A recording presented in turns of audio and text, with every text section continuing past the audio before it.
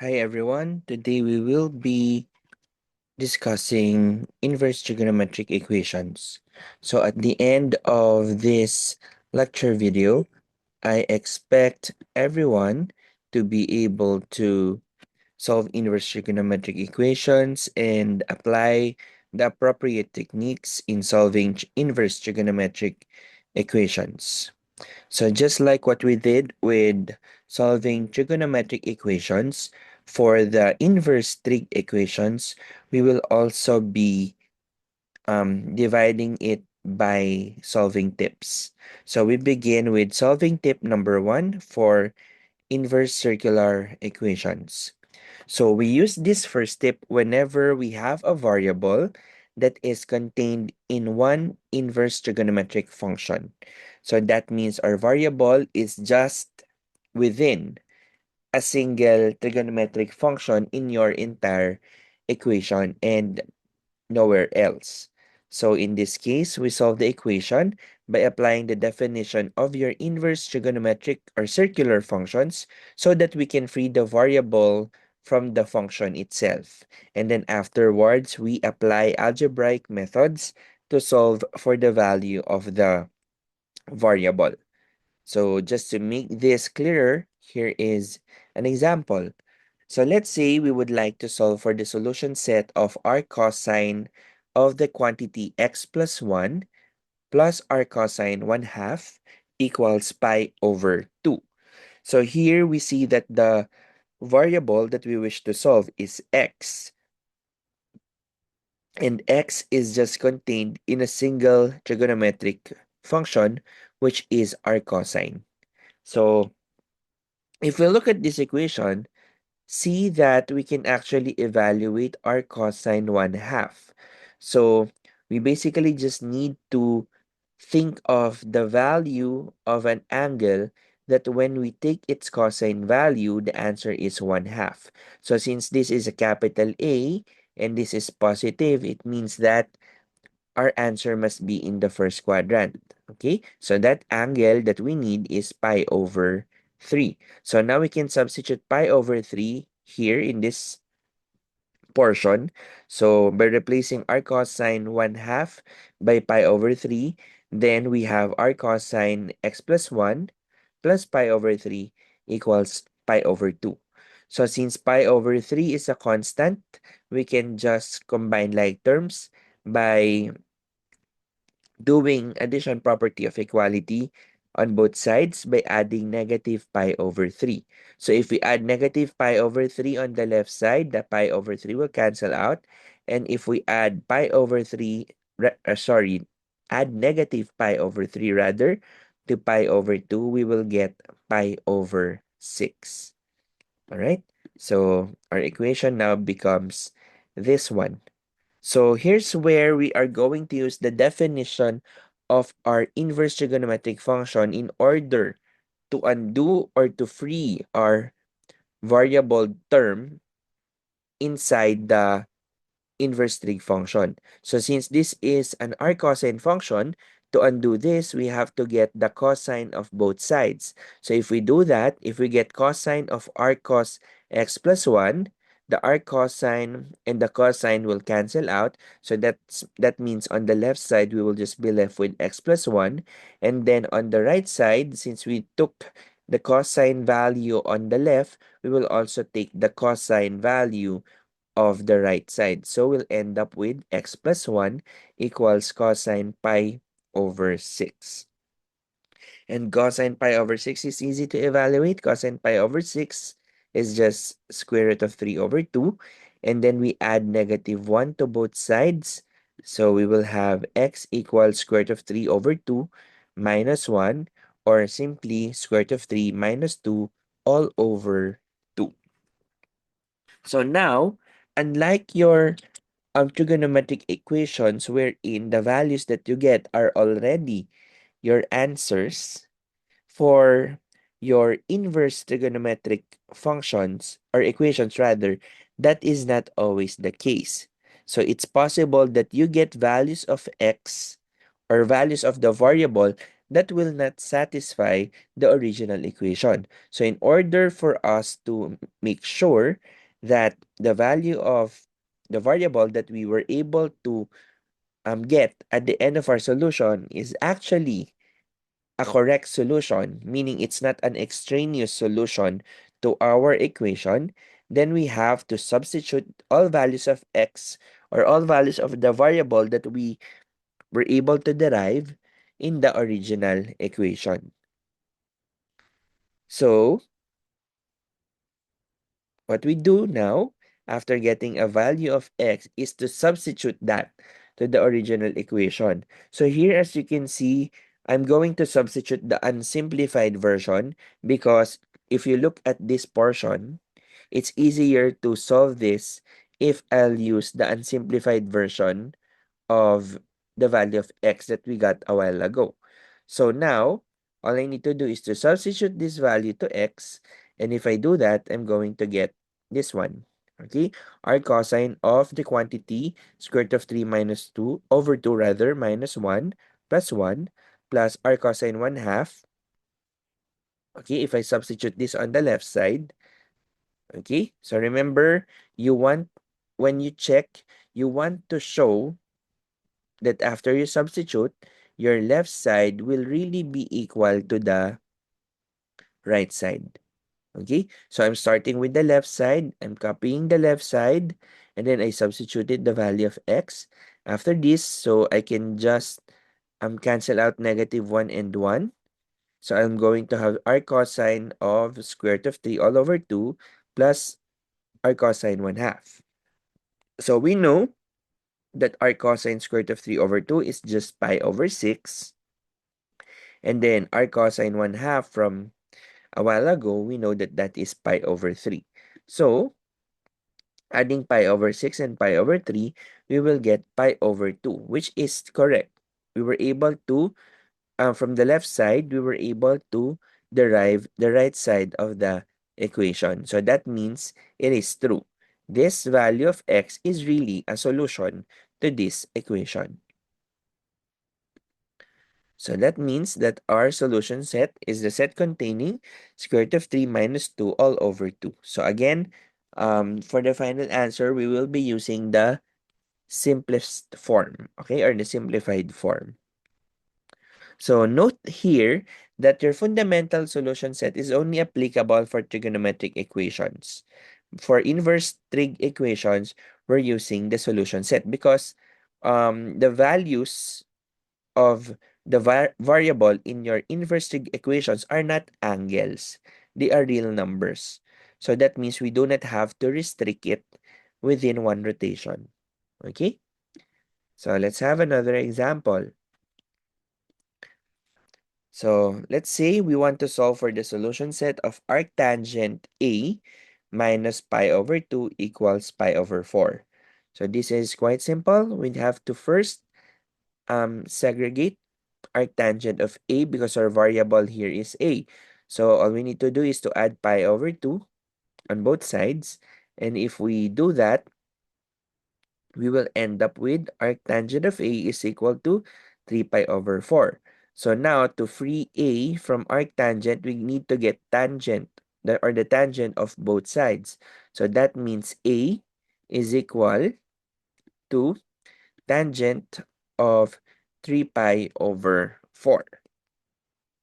But take note, okay? So this is the challenge, okay? So remember that since we are working with inverse trigonometric functions, again, this is capital A, so meaning it has to be a function, then that means whatever value of your arctangent is, it must be inside its range. Okay? And the range of your arctangent is the open interval negative pi over 2 to pi over 2. And clearly, 3 pi over 4 is outside that range. So that means it's impossible for us to get an angle for which arctangent of A will give, not an angle, a value for which arctangent of A will be equal to 3 pi over 4. Because again, it is out of range. So therefore, we have no solution. Okay? So that's why it's still important for us to know the ranges, okay, of our inverse trigonometric functions, because it will allow us to see or to check whether or not it's possible for us to solve for that particular problem. And since um, there is no solution to this equation, then that means that our solution set is the null set or the empty set. So you may use any of the two variations, okay? But don't ever put them together. That will be wrong, okay? Like set of empty set. So that will be wrong, because if you have a set of Again, if you have a set containing an empty set, then that set is no longer empty because it contains something. It just so happens that what's inside is also empty. Okay? So again, you may just choose one, whichever is easier for you to use if your solution set is an empty set. Okay? So now let's go to solving tip number 2. So for solving tip number 2, so in this case, you will be using this if you have variables in two distinct inverse trigonometric functions, meaning your variables are contained to more than one, or contained in more than one inverse trig function. In this case, what we want to do is to put first all of the inverse trig functions on one side of your equation, and then all the constants on the other side. And then afterwards, we take the trigonometric function value of both sides of the equations. So the choice of trigonometric function that you'll use is up to you. However, you just need to make sure that the choice of function that you will use is easy to evaluate. So what does that mean? So let's try to look at this example. So solve for the solution set of arc sine x minus arc cosine x equals pi over 2. So this one is quite straightforward. So you see that our variable x are both in arc sine and arc cosine. So we have two different inverse trig functions containing the same variable. So according to the rule, or for solving tip number 2, we have to first put all of our inverse trig function on one side and then the rest on the other side. In this case, that's already true. Our arcsine function and our arccosine function is already on the left side and pi over 2 is on the other side. So all we need to do now is to try to choose a trigonometric function that we want to use, okay, for both sides. So for this example, I'm going to use the cosine function on both sides. So that means I'm going to get the cosine value of the left side, arc sine x minus arc cos x, equals, since I use cosine on the left side, I'll also use cosine on the right side. So I'll get cosine pi over 2. But we all know that cosine pi over 2 is just 0. So we can still further simplify our equation to cosine of arc sine x minus arc cos x equals 0. So if you look at the left side, I think this is already familiar because we have done this previously, okay, from our previous lesson back in third quarter. So from here, okay, we let A to be arcsine x and B to be arccosine x. So our equation now becomes cosine A minus B equals 0. So, looking at this form, it means that we're going to use the sum or difference property or identity for trigonometric function or for your cosine function. So remember, cosine of A minus B is just cos A, cos B, plus sine A, sine B. Okay, so the left side now becomes this one, cos A cos B, plus sine A sine B equals our right side, which is 0. So here, it means that we need to know the value of cosine A, cosine B, sine A, and sine B. And because we have these values, it will be easy for us to get the values for these expressions. Okay? So, since A is equal to r sin x and B is equal to r cosine x, so it follows from the discussion of inverse circular function that since this is sine, so if we get the sine of both sides, so we will get sine A equals x. Okay? And then, if we use our Pythagorean identity, sine squared A plus cosine squared A equals 1. So we know that sine A is equal to x. So if I substitute x here, so we will have x squared plus cosine squared A equals 1. And then if we want to solve for cosine, we will just add negative x to both sides. So we will have cosine squared A equals 1 minus x squared. And then to remove the square, we will get the square root of both sides. That's why we got cosine A equals square root of 1 minus x squared. So again, we were able to obtain this by substituting x to sine A, and then we solve for cosine A. Okay? And we'll just do the same thing for the second one. So since B is r cosine x, then that means we will get the cosine of both sides. So cosine B is equal to x. And then following your Pythagorean identity, this time around, instead of changing sine A, or rather, instead of using A, we will use sine squared B plus cosine squared B equals 1. And then, since we have cosine B, we will change cosine B to x. And then, using Pythagorean identity, we will be able to solve for sine B. And sine B will just give us square root of 1 minus x squared. Okay? So, again, we have now sine A is x, cosine A is square root of 1 minus x squared, cosine B is x, sine B is square root of 1 minus x squared. So that means we already have the values of sine A, cosine A, sine B, cosine B. So we can now substitute those values here. Okay, so again, cosine A is square root of 1 minus x squared, cosine B is x, sine A is x, sine B is square root of 1 minus x squared. And if you look at these two terms, they are like terms. So we can just add them up. So we get 2x square root of 1 minus x squared equals 0. So from here, it means that, so again, since we are multiplying 2x with square root of 1 minus x squared, then it follows that either 2x or square root of 1 minus x squared must be 0. Okay?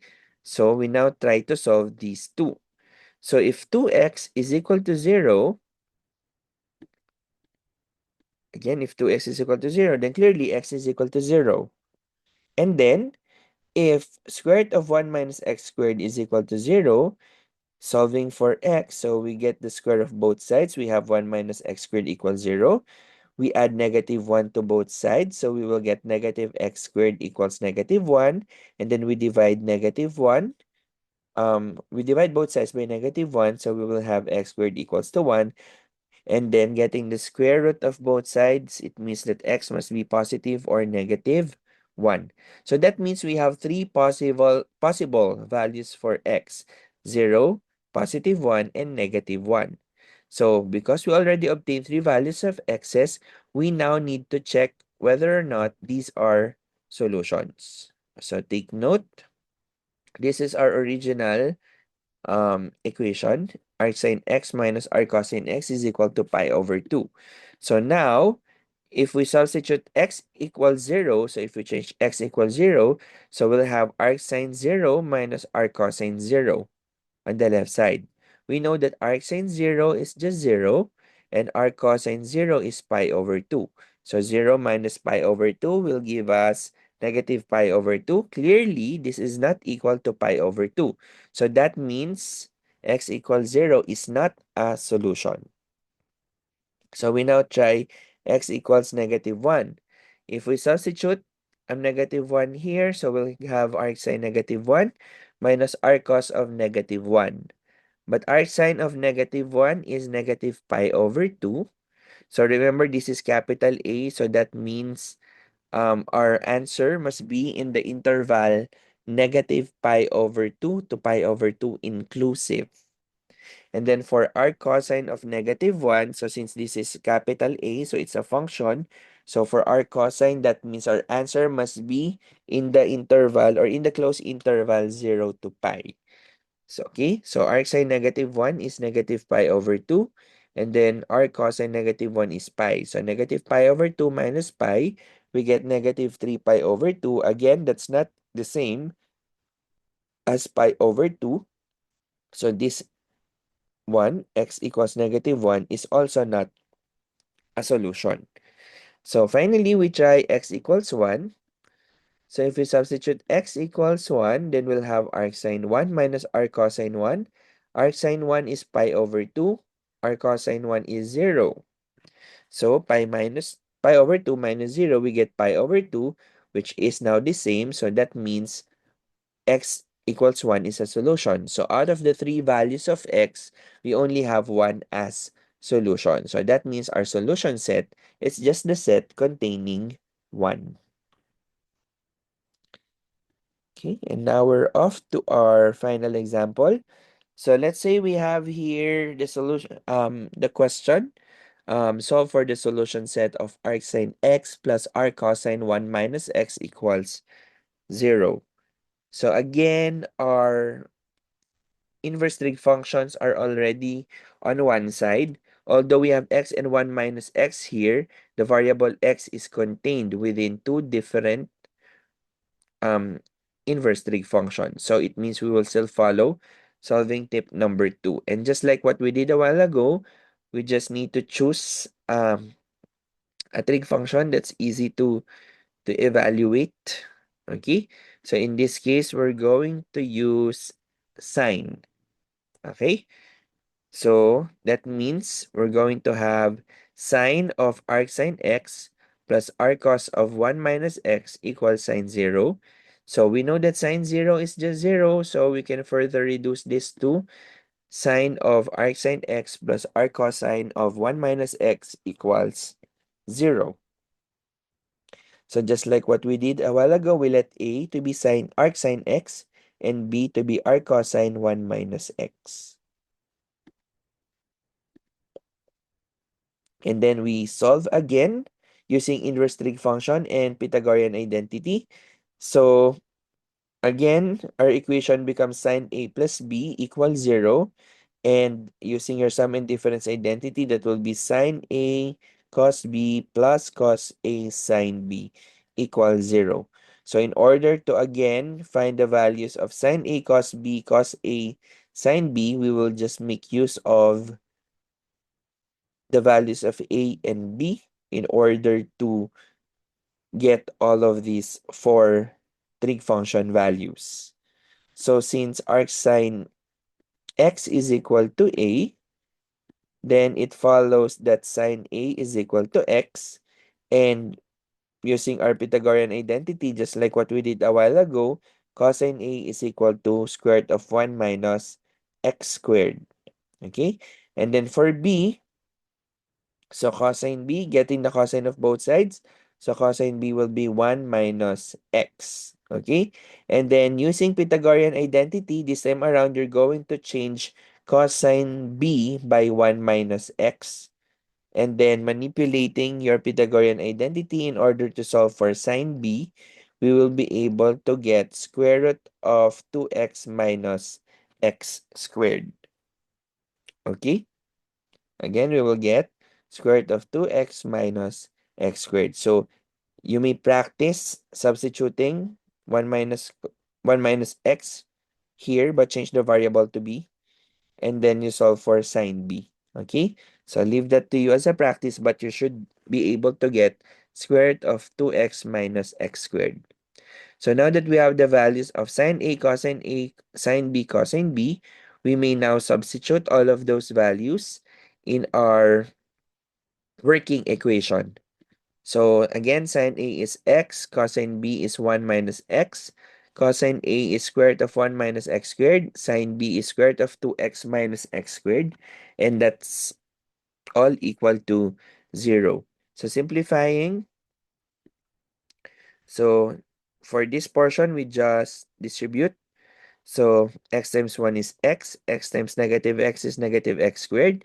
And then for the second term, since both are inside the radical, we can just multiply the radicand, okay, and put them inside a single radical sign. So simplifying this further, those that are inside the radical sign, we can have this, okay? So sorry, instead of simplifying it first, what we did was we transposed this first, the other two on the other side, because what we'll do is we need to remove the radical sign, and in order to do that, we have to square both sides. So since if we leave this here, these two here on the left side, we will have three terms to square. So which is more difficult to work on rather than just leaving this part, the one with the radical on the left side, and then the other two, we um use addition property of equality to transfer them or to transpose them to the right side. Now, if we square this right side, it's easier because you are just squaring a binomial. So, simplifying this, okay, if we square both sides, so this was a working equation a while ago. If we square both sides for the left side, so the radical sign will just be removed. And then for the right side, we will just follow the rules or the special products for squaring a binomial. So we will end up with x to the fourth minus 2x cubed plus x squared. And then we simplify this left side using the FOIL method. So if we do that, we will have 1 times 2x is 2x. 1 times negative x squared is negative x squared. Negative x squared times 2x is negative 2x cubed. And then negative x squared times negative x squared, we have positive x to the fourth power. So now, once we have this, we can now combine like terms. And after doing that, we will be left with 2x minus 2x squared equals 0. So if we look at this one, 2x is common, so we can factor out 2x. If we factor out 2x, we will be left with 1 minus x, and then equals 0. So again, we have two factors, 2x and 1 minus x. So that means that 2x must be 0 or 1 minus x equals 0, which leaves us two possible values of x. Okay, if 2x is equal to 0, then x is equal to 0. And if 1 minus x is equal to 0, then x is equal to 1. So because we have two values of x, we will try both of them. So this is our working equation or our original equation, arc sine of x plus arc cosine of 1 minus x equals 0. So let's see if we substitute the values of x that we got. Let's see if it will really give us a value of 0. So if x is equal to 0, substituting 0, so we will have arc sine of 0 plus arc cosine of 1 minus 0. So arc sine 0 is just 0. And then arc cosine 1 minus 0 is 1 minus 0. So we will have arc cosine of 1. Arc cosine of 1 is just 0. So 0 plus 0 is 0. So the equation is true. So x equals 0 is a solution. So now let's try x equals 1. So if we substitute 1, arc sine 1, and then arc cos 1 minus 1, so that will be 0. So arc sine 1 is pi over 2. Arc cosine 0 is also pi over 2. So if we add pi over 2 and pi over 2, we will get pi, which is not 0. So that means that x equals 1 is not a solution. Okay? So that means our only solution is the set containing 0. All right? And that ends the discussion for solving inverse trigonometric equations. So I hope that you will try the exercises on the module and see if you will also be able to get the answers to that. So the solutions will either be discussed in class or will be given to you um, in the Google site. See you in class.